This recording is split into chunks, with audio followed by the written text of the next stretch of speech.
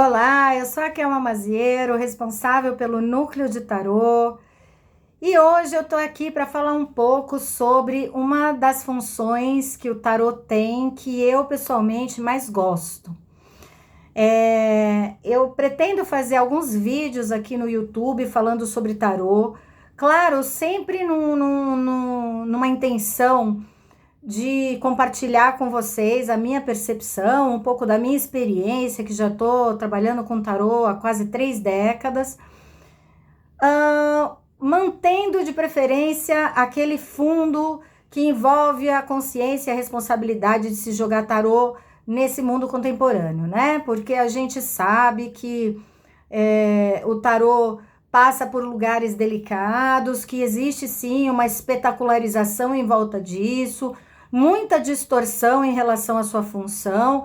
E veja bem, aqui não adianta muito ouvir com aquela conversa de tem gente que não gosta, mas tudo bem, ou tem gente que fala mal, mas não dá bola, porque, minha gente, nem todo mundo se relaciona dessa maneira desapegada e dessa maneira simplista com as coisas, não é mesmo? Às vezes, quando a gente vem a público e diz para os outros que a preocupação desses outros ou que a dor deles é uma dor menor porque não tem tanta importância, a gente, na verdade, só está piorando a situação. Então, não adianta muito eu vir aqui e falar assim, ao longo desses quase 30 anos, muita gente me descreditou, muita gente minimizou meu trabalho, muita gente falou mal do meu trabalho, muita gente me criticou, mas tudo bem, isso faz parte. A gente não tá aqui para essas pessoas, a gente tá aqui só para aquelas pessoas que entendem o que a gente faz. Eu estaria, em certa maneira, diminuindo a realidade de colegas e de oraculistas que eu sei que tem muita dificuldade com isso. Porque, veja, eu olhando por aí, eu até que tive sorte. Já fui descreditada assim, já enfrentei preconceito, enfrento ainda. De vez em quando é muito chato, sim, lidar com esse tipo de coisa, mas querendo ou não, é uma profissão que eu escolhi, na qual eu me mantenho há tanto tempo satisfeita, muito feliz de poder contribuir, de poder participar, né, da vida das pessoas, tanto os meus clientes quanto os meus alunos. Porém, eu tenho colegas que não têm esse privilégio. Eu tenho colegas que sofrem mesmo, no sentido de, às vezes, terem familiares que descreditam, às vezes de terem parceiros ou parceiras que fazem chantagem mesmo em relação a isso, que não permitem ou que não acolhem essas escolhas desses oraculistas. E é muito difícil viver com isso, né? Nesse sentido, no meu Instagram, de vez em quando eu abordo sobre esse assunto, né? Sobre o preconceito, a discriminação que a gente vive, a desinformação de grande parte do público que não sabe que o oraculista, que ser oraculista é sim uma possibilidade, que é uma profissão, que é um trabalho digno, sim, como qualquer outro. Já falei em outro vídeo, repito aqui, né? É uma profissão reconhecida pela CBO e é também passível até de, como eu já também mencionei em outro vídeo, de pagar INSS. Eu mesma pago INSS como oraculista, né? Então, veja bem, dito tudo isso, não estou aqui fazendo a poliana, que acha que é tudo lindo, maravilhoso, ou que os nossos dilemas e os nossos conflitos são pequenos e são facilmente ignorados, porque não são, tá? Tenho plena consciência disso.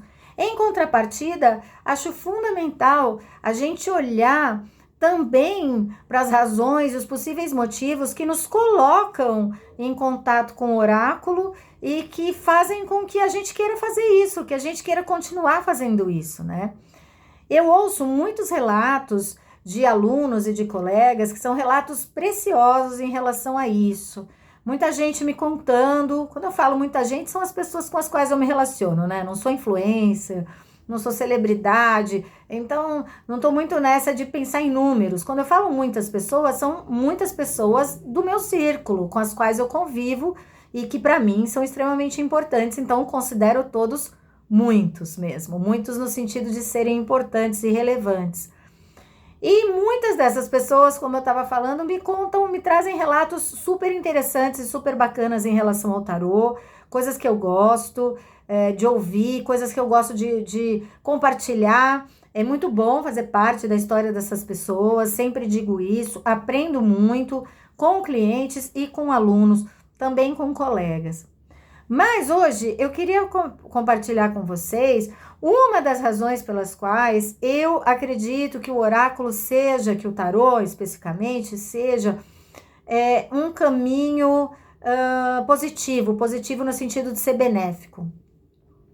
Recentemente, a Thalita Lima lançou a segunda edição de um jogo de tabuleiro que chama A Roda do Tarô. E ela foi no meu podcast, no Tarologuês, da segunda temporada. A gente conversou sobre todo o material que a Thalita disponibiliza para o público, que não é pouca coisa. A Thalita é uma diplomata que gosta do tarô, assim, entusiasta do tarô, e que já criou um tarô, na verdade mais de um. Ela disponibiliza no site dela imagens para colorir. Ela disponibiliza informações, enfim, ela tem uma generosidade incrível nesse sentido, que é o de disponibilizar imagens, decks, ela até disponibiliza no site dela imagens do tarô para você imprimir e jogar, mesmo que seja com um tarô de papel, né? Papel que eu digo imprimiu ali uma folha sulfite que seja. Às vezes as pessoas imprimem colorida, às vezes elas imprimem para colorir e elas jogam essas folhas porque às vezes a pessoa só não consegue ter um tarô, não dá para comprar um deck nesse momento, não sabe qual comprar, quer começar pianinho e tudo bem, ela vai lá, imprime e joga o seu tarô. Então, assim, a Thalita, como eu falei, a Thalita Lima disponibiliza muita coisa. Dentre essas coisas, e uma delas, o tarô Encanto, que eu tenho aqui, que é um mini tarô, e, gente, é um tarô assim, ó, desse tamanico, assim, a coisa mais linda. É que eu não vou pegar agora, depois eu pego para mostrar para vocês. Assim, que é muito fofo. Mas dentre todas essas possibilidades, ela criou também um jogo de tabuleiro com o tarô, que é um jogo de tabuleiro literalmente lúdico, onde você senta para jogar com tabuleiro, com dado, com os pininhos que você anda nas casas, só que a temática é relacionada ao tarô e ao autoconhecimento. Fiquem tranquilos, não é assim aquele jogo baixo astral ou aquela coisa que você precisa conhecer tarô para fazer. Não é. Ao contrário, é um jogo realmente lúdico que resgata essa raiz lúdica do tarô. Para quem não sabe, o tarô não nasceu como oráculo, como prática oracular.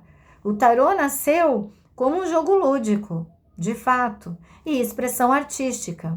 Porém, a gente conhece muito pouco essas possibilidades do tarô no Brasil, porque o tarô surgiu no Brasil lá no século XX, ou seja, século passado, gente. Não faz nem 100 anos que o tarô ficou conhecido de fato no Brasil. Segundo informações, segundo inclusive a pesquisa do Ney Naif, uma pesquisa que eu confio muito, muito bem feita, as primeiras vezes que a gente teve contato com publicações foi ali mais ou menos na década de 70, 1970. Então, a gente está longe de fazer 100 anos com o tarô fazendo parte da nossa realidade, da nossa cultura, né? Isso faz com que a gente tenha uma série de distorções e a gente, inclusive, conviva com muita desinformação em relação ao tarô. Uma delas é a de achar que o tarô só serve para isso. Não, na realidade o tarô nasceu na Europa do século XIV como um jogo lúdico mesmo. E a Thalita fez um jogo de tabuleiro meio que resgatando essa origem lúdica do tarô. Óbvio que no século XIV não era um jogo de tabuleiro, era um jogo de cartas com as cartas do tarô. Né? Tipo, a gente joga buraco, truco, enfim, jogavam taroque, né? Jogavam tarô naquela época com finalidade lúdica.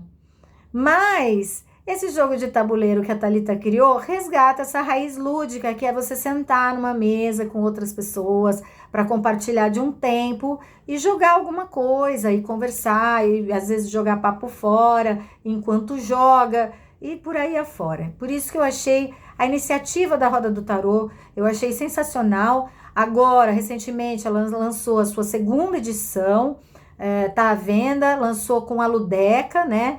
E a Ludens. Então, eu recebi esse jogo, ele é lindo, já joguei com a família, foi uma experiência ótima, de fato. E o jogo tá super bonito, super bem feito. Por que eu tô te falando tudo isso?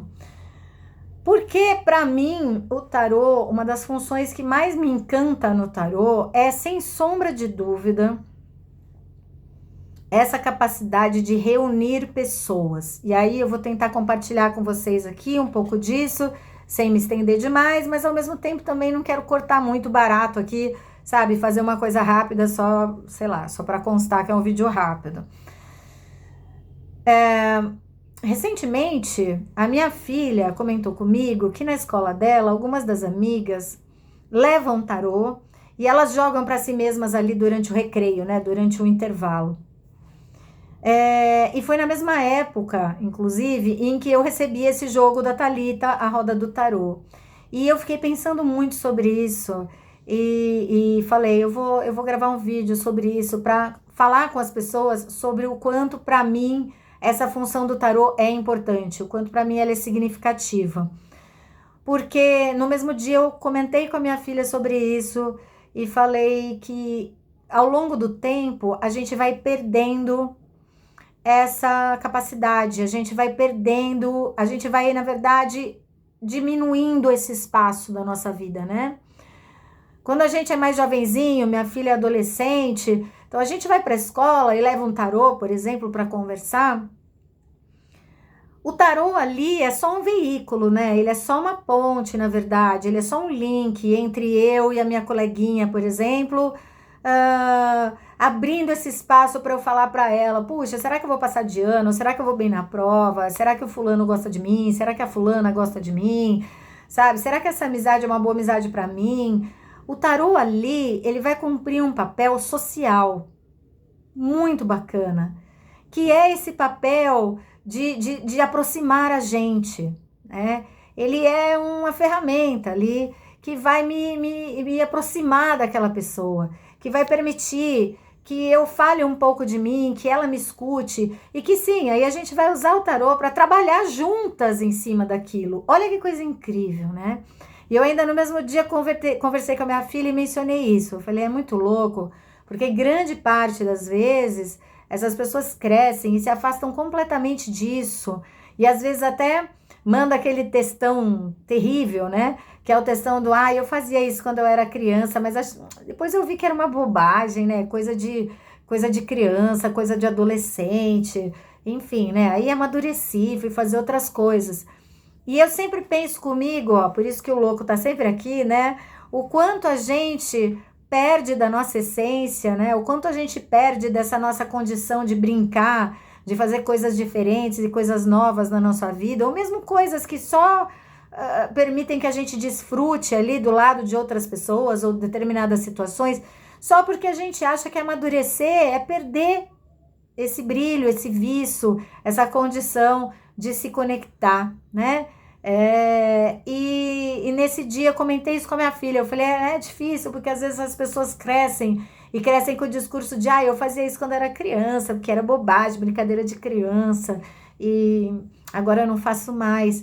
Sendo que na realidade, essa prática é uma prática muito significativa, porque foi o que eu falei, ela conecta a gente, né? Ela cria vínculos, ela permite que a partir do tarô, a gente juntas tente ali desvendar questões que são questões da nossa vida, que são questões importantes. E na vida adulta, quando a gente mantém esse louco aqui saudável, a gente vai para uma consulta de tarô nessa disposição do louco, de se aventurar, né? De ir lá e ver o que está acontecendo, né? Conversar com outra pessoa sobre isso. O que isso significa?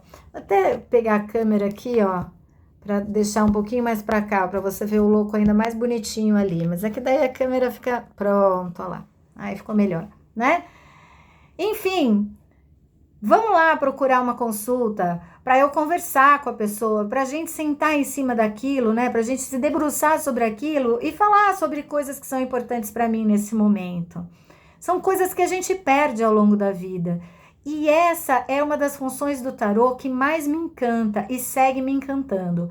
A capacidade que o tarô tem de juntar as pessoas, de juntar duas adolescentes que ficam ali conversando sobre os seus dilemas, trocando informações sobre si e se ajudando naquilo como podem, a partir de simbolização, de imaginação, de partilha, de criatividade. Da mesma maneira, aí quando a gente é mais adulto, vai procurar uma consulta, né? A condição que esse mesmo tarô tem de colocar a gente frente a frente e estabelecer uma relação para olhar para a sua vida com carinho e para poder também simbolizar, para poder também buscar esclarecimentos, para poder também falar sobre você sem dedos, sem medos, né? Sem aquela coisa muito racionalizada, mas ao contrário, a gente vê o que esse tarô tem para dizer e trabalhar juntas, né? Ou juntos em cima disso. Então, a gente vai olhar o tarô, por exemplo, num curso, mesmo que seja um curso à distância gravado, também tem essa condição de conexão e de troca, né? O que o outro enxerga numa imagem que eu conheço e que eu nunca tinha pensado sobre isso. De novo, né? A capacidade de juntar, de unir, que foi o que eu mencionei do jogo de tabuleiro, a roda do tarô. Que sensacional que é a gente poder sentar numa mesa. No meu caso, a experiência foi super legal, assim, de sentar. A gente sentou em 4 pessoas. Não, na verdade, acho que foram 5 pessoas. A gente sentou para jogar e a gente sentou ali, cada um com a sua questão, para jogar o dado e ir desvendando as nossas questões ali, as coisas que as cartas traziam, que a gente precisava seguir as regras do jogo, né? Porque não é um jogo, por exemplo, para quem conhece tarô necessariamente, é um jogo que qualquer pessoa pode jogar, mas a gente trabalhando e desvendando juntos aquelas questões foi sensacional, porque ao longo desse processo do jogo vão vindo outras coisas e a gente vai falando sobre essas coisas. Então, às vezes vem uma pergunta que a gente precisa responder ali do jogo e a gente lembra de outra coisa e conta uma história e todo mundo dá risada. Ou às vezes conta uma história e todo mundo, puxa, eu não sabia disso. Essa capacidade do tarô trazer esse social, né, de volta para a nossa vida, sair da telinha um pouco, né? Sair daquela coisa que é muitas vezes muito passiva. A gente só vendo o outro, vendo o outro, vendo o outro, ou fazendo para o outro e o outro vendo a gente, quer dizer, sem essa condição de vínculo. E que o tarô permite na vida presencial maravilhosamente bem. Permite a distância, permite online, mas permite presencial também. Permite esse vínculo, esse espaço de a gente poder se conectar, né? É um papel social muito bacana e que, veja, dentro desse monte de preconceito, de discriminação, de promessa, de milagre, de trazer amor em não sei quantos dias, ou de prometer que um curso vai te ajudar a ganhar sei lá quantos mil reais por mês, né? Supostamente as pessoas, tem que falar um supostamente aqui, né? Supostamente as pessoas prometem coisas e que na realidade, veja, o tarô vai muito além disso. Ele é um catalisador, né? Ele é ali um eixo importante onde a gente pode se reunir em volta dele e se conectar e criar vínculos. Então, era isso que eu queria compartilhar com vocês. Eu, obviamente, não estou trabalhando com tarô só por isso. São muitas as razões e eu canso cada vez menos do tarô. Parece que o tempo passa e eu vou ficando cada vez mais envolvida, cada vez mais me identificando com o que eu faço. Acho que o tarô permite que a gente envelheça de uma maneira bastante saudável nesse sentido, porque quanto mais a gente se relaciona com ele, mais interessante parece essa relação. Mas, como eu falei, não dá para trazer todos os motivos. Provavelmente tem até motivo que eu nem sei, que me une ao tarô. Mas acho que um dos que eu mais penso a respeito e que mais me dá um quentinho assim no coração é esse que eu trouxe para vocês aqui. A capacidade é o papel social que ele tem de juntar duas meninas no intervalo do colégio para falarem sobre a sua própria vida, de juntar pessoas em volta de uma mesa para jogarem ali com os dados e de repente muita coisa vira à tona e essas pessoas se conectarem de formas incríveis, de tornar as relações entre oraculista e consulente, essas relações verdadeiras, transparentes, aproximar esses laços, enfim. O tarô ele tem esse papel que ele cumpre lindamente, que é um papel social, né? Que é o de aproximar pessoas que parece bobo, mas que na realidade é o que faz com que a gente dê sentido a muitas coisas da nossa existência e a gente até ressignifique algumas das relações que fazem parte ali da nossa vida, muitas vezes. Bom, e para terminar, eu tinha falado que eu ia mostrar o mini tarô Encanto, né? Que é também um dos tarôs da Thalita. Olha o tamanhinho dele, gente. Olha que coisa mais linda. Deixa eu ver se a câmera foca, porque a câmera não tá colaborando. Talvez aqui, enfim. É um tarozinho muito pequenininho, as cartas são minúsculas. Deixa eu ver se eu pego uma aqui para vocês verem. Olha isso, olha o tamanhinho da carta. E eu não peguei cartas muito bonitas, mas enfim, são cartas necessárias porque também representam partes da vida, né? Aqui são os arcanos menores, ó. São pequenininhas, você pode ver do tamanho, sabe, de uma unha quase. Esse é um dos tarôs que a Thalita também imprimiu, tá? Que eu acho que tá disponível, ó, vem numa caixinha minúscula, é super bonitinho, dentre outros. Mas é o que eu falei, para além aqui de falar desse trabalho da Thalita, que é um trabalho bacana, da Roda do Tarô, que é um jogo de tabuleiro que é super interessante, que resgata essa parte lúdica, né? Do mini tarô, que é super bonito, e de outras coisas tantas que a Thalita faz e que eu gosto, acho que é trazer para vocês essa reflexão e na verdade, essa minha percepção, essa minha experiência com o tarô. É a de que eu percebo que o tarô tem esse papel, ele cumpre esse papel muito bem, claro, com as pessoas que estão abertas a isso, né? Quem não tá aberto, aí eu recomendo que nem tente, porque aí não vale a pena, a gente fica ali tentando convencer, chega uma hora que todo mundo cansa, mas que sim, que tem uma importância na nossa vida, que acaba construindo parte da nossa história, né? Para terminar, uma vez eu tive na FAP, numa aula que se chamava Novas Espiritualidades. Então, os alunos chamavam profissionais da área que eles consideravam novas espiritualidades para falar um pouco sobre a sua profissão num dia lá específico. E eu fui convidada para essa aula na FAP de Novas Espiritualidades e, claro, fui para falar sobre tarô. Fui lá, fiz a minha parte, falei um pouco sobre tarô, tinha eu e outros tantos profissionais, tinha o pessoal da bruxaria, tinha o pessoal do reiki, se eu não me engano, tinha bastante gente ali, né, de áreas diferentes, falando ali com os alunos da universidade sobre essas novas espiritualidades. E na hora de ir embora, as meninas que tinham me chamado para falar, né, que eu estava meio que representando o grupo delas ali, as meninas que me chamaram para isso, estava chovendo e elas foram me levar de sombrinha para a porta da faculdade. E aí uma delas falou, mas eu acho que eu te conheço de algum lugar, não é possível, eu acho que eu te conheço de algum lugar. Eu falei, não sei da onde, assim, mas enfim, né, uma hora você lembra, né? É sempre assim, uma hora a gente acaba lembrando. E aí, perto do portão, ela falou: lembrei. Foi você que fez uma matéria na revista Witch, que era, gente, a revista Witch, foi uma revista muito importante de adolescentes, que era sobre bruxaria e afins, né? Ali, acho que virada do século, começo do século, assim, tá? Do século 21.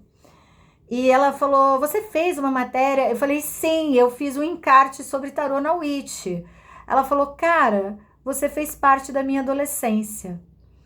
Eu jogava com as minhas amigas e eu li aquele encarte que você fez, e agora que eu me dei conta que era você, mas assim, eu li isso. Cara, até decorar, eu tenho a revista até hoje, porque foram os melhores momentos da minha adolescência, quando a gente se juntava para ler aquele encarte, jogar uma para outra e falar ali sobre os nossos problemas, enfim. Ela falou, você é muito legal, que legal que eu te conheci. Aí ela fez aquela festinha clássica, putz, ainda bem que a gente se conheceu, porque você fez parte da minha história. E, gente, é isso. Aí o tarô deixa de ser, eu acredito nele, não acredito nele, eu gosto dele, eu não gosto dele, é uma bobagem, não é uma bobagem. Ele se torna, na verdade, uma ponte. Ele permite que a pessoa tenha histórias para contar, ele constrói memórias junto com as pessoas, né, nesse sentido, e ele faz parte de momentos da vida das pessoas que muitas vezes são guardados com muito carinho, né? Óbvio, tem gente que tem experiência ruim, ok? Mas aqui eu tô falando de outra coisa, né? Daquele tarô que as pessoas escolhem conhecer, escolhem trocar, compartilhar e que sim, tem um papel social de conexão, de construir vínculos e que muitas vezes acaba se tornando uma memória que faz parte da história das pessoas. E claro que para mim foi super importante saber que aquela menina que está na faculdade já para se formar, tinha tido uma parte ali da adolescência dela, da qual eu tinha participado, mas mais feliz do que isso, e quando eu saí dali, eu até comentei, né, quando eu encontrei meu marido, eu comentei com ele, eu falei, cara, o mais legal é ver esse papel que o tarô cumpre na vida das pessoas, né, ele faz parte da história das pessoas, ele ajuda a construir memórias, e normalmente são memórias muito ricas. Então, minha gente, para além da gente se preocupar com o jogo, com o certo, com o errado, é bom, é ruim, previsão, não previsão, o tarô tem outros papéis que ele cumpre, como o lúdico que eu trouxe aqui, falei da roda do tarô, como papel social, isso porque eu nem mencionei a expressão artística, senão o vídeo fica muito longo, mas veja, queria compartilhar com vocês como uma das funções do tarô, que eu gosto tanto, que é tão significativa e que torna o tarô uma coisa muito maior do que aquilo que às vezes as pessoas tentam reduzir, definir, né? E que tantas vezes nos atrapalha e faz a gente esquecer o lado bom dessa história toda, certo? A gente se vê aí no próximo vídeo. Até mais, gente. Um abraço. Tchau, tchau.